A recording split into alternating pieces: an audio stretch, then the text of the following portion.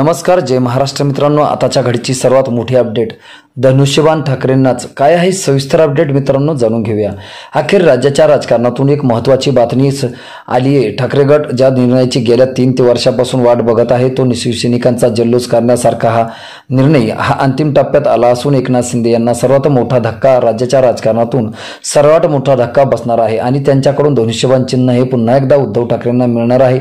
ज्याच्या राज्याच्या राजकारणातून आताची महत्त्वाची बातमी, गेल्या अनेक वर्षापासून शिवसैनिक ज्या निर्णयाची वाट बघत होते तो निर्णय आलेला असून शिंदे यांचं राजकारण संपलं असून आता भाजपा त्यांचा वापर करून त्यांना सोडणार। नेमकं काय झाले ते सविस्तर बघूया। राज्याच्या राजकारणात आता स्थानिक स्वराज्य संस्थांच्या अनेक निवडणुका आहेत, जे भाजपाने शिंदेंना सोबत घेऊन उद्धव ठाकरेंना संपवण्याची तयारी केली होती। मात्र उद्धव ठाकरे यांच्यासोबत निष्ठावंत शिवसैनिक आणि जुने जे मार्गदर्शक शिवसैनिक यांच्यामुळे उद्धव ठाकरेंना राज्याच्या राजकारणात अजूनही स्थान आहे।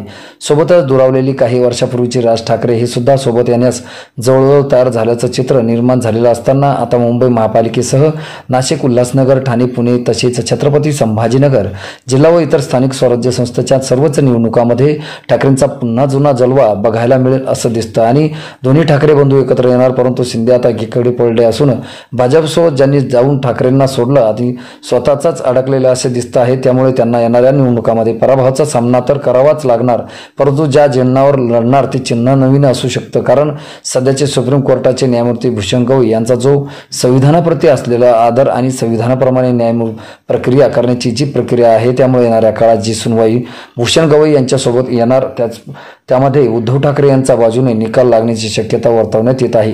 कारण काही वर्षापूर्वी एकनाथ शिंदे यांच्याकडे पक्षाचे चिन्ह उद्धव ठाकरे यांचं घेऊन दिलं, मात्र तो निर्णय कसा चुकीचा आहे सांगण्यात वकील शिब्बल हे चांगलेच माहीर आहे। त्यामुळे येणाऱ्या काळात म्हणजेच पुढील महिन्यात जेव्हा सुप्रीम कोर्ट चालू होईल व त्याचवेळी सुनवाई होईल, त्यामध्ये उद्धव ठाकरेंना त्यांचं पुन्हा एकदा पक्ष आणि चिन्ह धनुष्यबाण शिवसेना हे मिळेल आणि शिंदे जे काही आहे आता ते सर्व जाईल। कारण त्यांचा पक्ष आणि आमदार खासदार हे फक्त चिन्ह आणि पक्षावर निवडून आले आहेत आणि सत्तेमुळे त्यामुळे भाजपला आता शिंदे नको आहेत। मित्रांनो, तुम्हाला काय वाटतं, येणाऱ्या काळात पुढील महिन्यात ज्या काही सुनावणी शिवसेना पक्ष आणि चिन्हाबाबत होणार आहे त्यामध्ये उद्धव ठाकरेंना पक्षाचे चिन्ह मिळावं का?